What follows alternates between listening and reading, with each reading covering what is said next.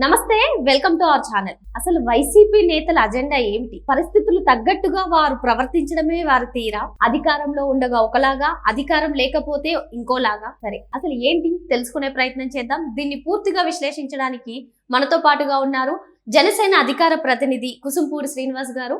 వారిని అడిగి పూర్తి వివరాలు తెలుసుకుందాం. సార్ నమస్తే.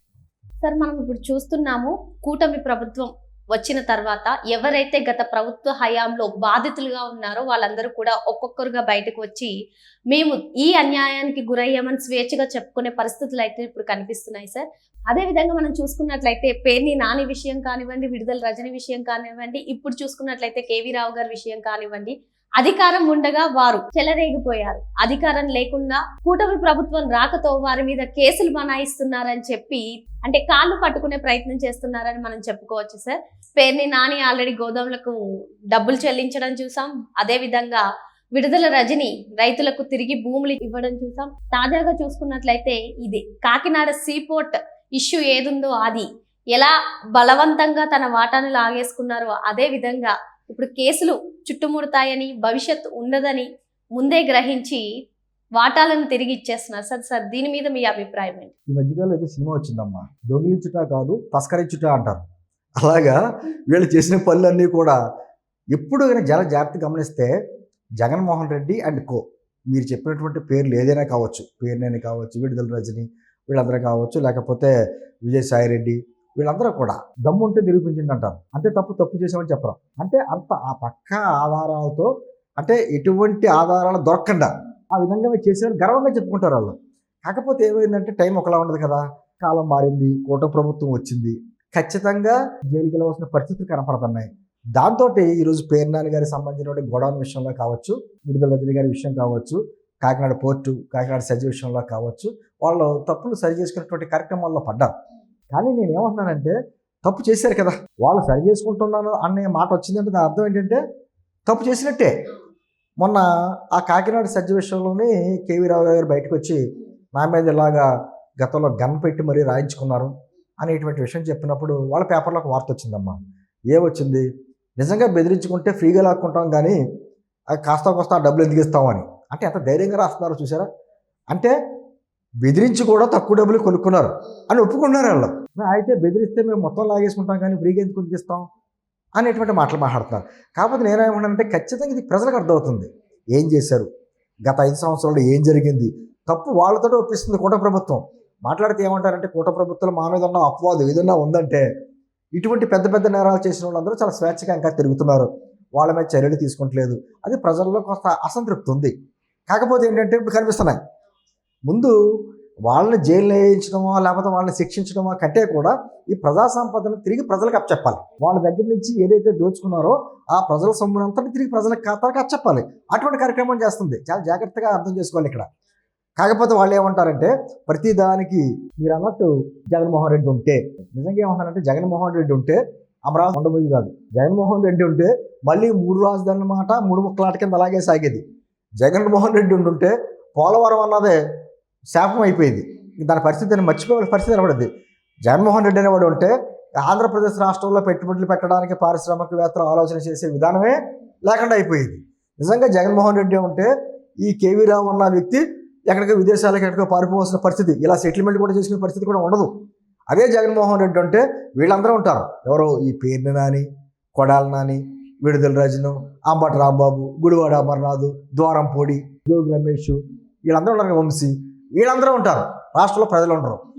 రాష్ట్రంలో ప్రజలందరూ మొన్నటి వరకు వాళ్ళ హయాంలో ఏంటంటే, సరే పొట్టగుడి గురించి ఇక్కడ ఎలాగో ఉపాధి అవకాశాలు లేవు కాబట్టి యువత అంతా అయితే హైదరాబాదు, చెన్నై, బెంగళూరు లాంటిదికి వెళ్ళిపోయారు ఉపాధి గురించి.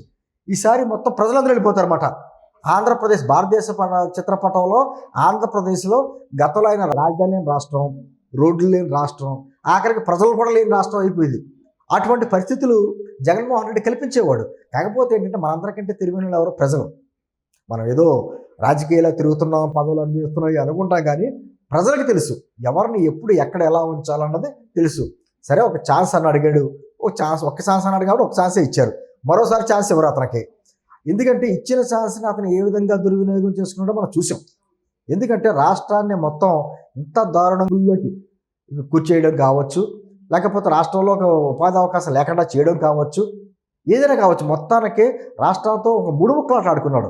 మూడు ముక్కలాట కేవలం రాజధాని గురించేనే కాదు, కులాల వారీగా, మతాల వారీగా, ప్రాంతాల వారీగా ఎన్ని రకాలుగా ప్రజలు హింస పెట్టాలో అన్ని రకాలుగా హింస పెట్టాడు. గ్రామాల్లో అయితే పరిస్థితి దారుణమైన పరిస్థితులు, ప్రైవేట్ పోలీస్ స్టేషన్లు ఏర్పడిపోయినాయి. అంటే మీకు డైరెక్ట్గా పోలీస్ స్టేషన్కి వెళ్ళి ఏదైనా మాకు న్యాయం చేయాలని అడిగితే అక్కడ జరిగేది కాదు, ప్రైవేట్ పోలీస్ స్టేషన్లు.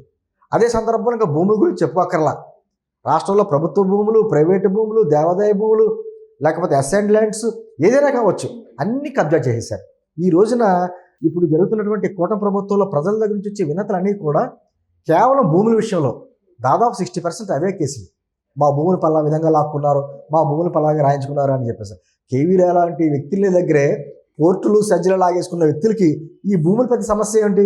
నేను అంటుంది ఏది ఏమైనా ఖచ్చితంగా వాళ్ళ మాట్లాడే మాటలకే చేసే పనులకి సంబంధం లేకుండా పదే నిన్న కూడా మాట్లాడినట్టున్నాను నేను. వాళ్ళ పేపర్లో మాత్రం చాలా అద్భుతంగా చేసేసాం, ఈరోజు మేము ఏదైనా చేసామంటే గతంలో జరిగిన మంచిదే ఇప్పుడు జరుగుతుంది అనే మాటలు మాట్లాడతా. వాళ్ళ పేపర్లో డేట్ తప్ప, రోజు తారీఖు మారుతుంది కదా, సాక్షి పేపర్లో డేట్ తప్ప అన్నీ అబద్ధాలే. ఆ డేట్ మాత్రం కరెక్ట్గా రాస్తారు, ఏ రోజు డేట్ ఆ రోజు రాస్తూ ఉంటారు. ఆ మధ్యలో ఫోటో పెడతా ఉంటారు, పాపం రాజశేఖర రెడ్డి గారికి తలపాగా చుట్టిన ఫోటో, అవి తప్ప మిగతా ఏమి ఉండవు. నేను అంటుంది అటువంటి అసత్యాలు వడ్డీ వారిస్తా. ఎందుకంటే మనం ఎందుకు చెప్పుకున్నామంటే ఇది మనం మంచిగా మాట్లాడుకున్నా నవ్వుకుంటున్నా కానీ ఒక విధమైన బాధ. ఎందుకంటే రాష్ట్రం విడిపోయిన తర్వాత చంద్రబాబు గారి చేతిలో రాష్ట్రం ఉన్నప్పుడు ఆ రోజు చంద్రబాబు గారు తెలుగుదేశానికి, బీజేపీకి, జనసేన మద్దతుతోటి వచ్చినప్పుడు అది కంటిన్యూషన్ అయ్యి ఉంటే ఈ రోజున 10 సంవత్సరాలు పోయిన తర్వాత నిజంగా దేశం అంతా రాష్ట్రం వైపు చూసేటువంటి పరిస్థితి ఏర్పడాయి. ఈరోజు ఆ పరిస్థితులు లేవు.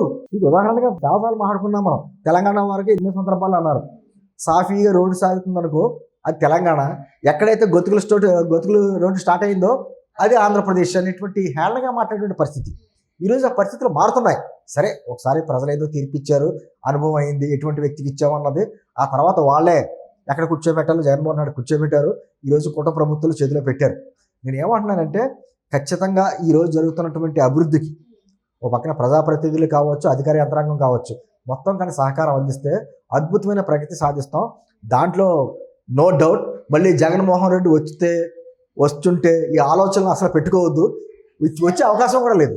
సార్, ఇప్పుడు కేవీ రావు గారి విషయం తీసుకుంటే విజయసాయి రెడ్డి గారు అసలు నాకు ఈ లుక్అవుట్ నోటీసులు వచ్చే వరకు కేవీ రావు గారు తెలీదు అని చెప్పి బల్లగుద్ది మరీ చెప్పిన ఆయన ఇప్పుడు ఈ సెటిల్మెంట్ గురించి ఏం మాట్లాడతారంట? అంటే ఈ సెటిల్మెంట్ అంటే అలా నోటికి అబద్ధాలు ఎంత స్పీడ్గా వస్తాయంటే జగన్మోహన్ రెడ్డి కూడా అంతే పరిస్థితి. జగన్మోహన్ రెడ్డి గారి మనస్తత్వం మీకు తెలియదే ఉంది.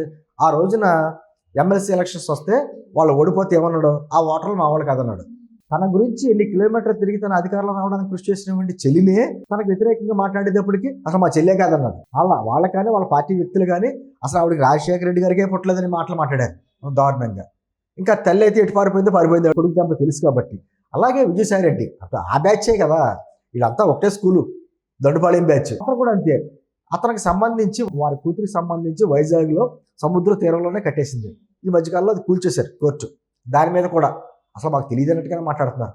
అదేవిధంగా కేవీ రావు గారి విషయంలో అసలు కేవీ రావు గారు ఎవరో తెలియదు అంటాడు, అరవిందో సంస్థ ఎవరిదో కూడా తెలియదు అంటాడు, ఏం జరిగిందో కూడా తెలియదు అంటాడు. పైగా అంటే ఎంత రెచ్చిపోయి మాట్లాడుతున్నాడు అంటే కూటమి ప్రభుత్వం ఒక మెతక ప్రభుత్వంలా కనిపిస్తుంది అన్నట్టుగా ఉంది వాళ్ళకి. మనం మంచి ప్రభుత్వం చూస్తాం ఈ సంగతి అని చెప్తున్నాం.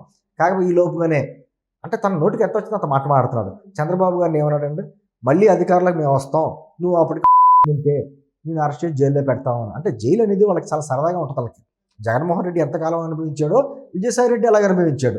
ఈరోజు కేవీ రావు అనేటువంటి పెద్ద పారిశ్రామికవేత్త గత 5 సంవత్సరాల కనీసం మాట కూడా మాట్లాడేటువంటి పరిస్థితి. అతను వేల కోట్ల రూపాయల ఆస్తులకు సంబంధించినటువంటి విషయం అది చిన్నది కాదు కదమ్మా. పోర్టు కానీ సెజ్ కానీ అటువంటి వ్యవహారాన్ని మాట్లాడలేని పరిస్థితి. ఎందుకంటే ప్రాణభయం. ఏదైనా అయితే ఏదైనా ఇంకో రకంగా కష్టత తీసుకునే మనుషులు కాదు వీళ్ళు. ఖచ్చితంగా ప్రాణాలకు భయం. అందుకని చెప్పి మాట్లాడిన పరిస్థితి. ఈరోజు కేవీ రావు గారు మాట్లాడారు.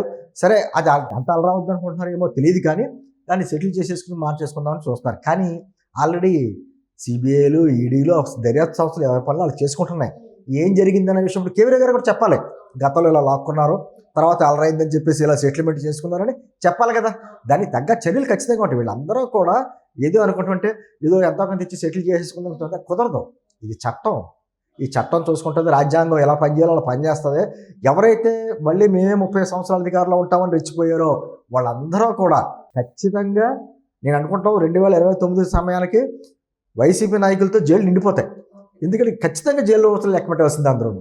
మరి ఈ వైసీపీ నేతలందరూ కూడా అందితే జుట్టు లేదంటే కాళ్ళు అనేటట్టు ఎంత వాళ్ళు బిహేవ్ చేసినా కూడా చట్టం తన పని తాను చేసుకుని పోతుందని చెప్పి సార్ చెప్తున్నారు. Thank you sir.